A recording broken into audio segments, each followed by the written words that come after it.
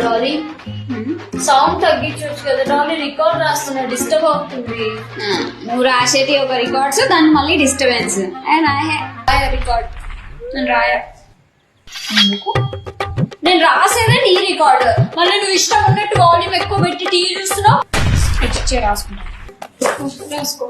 రాసుకో నీకు తెలుస్తుంది.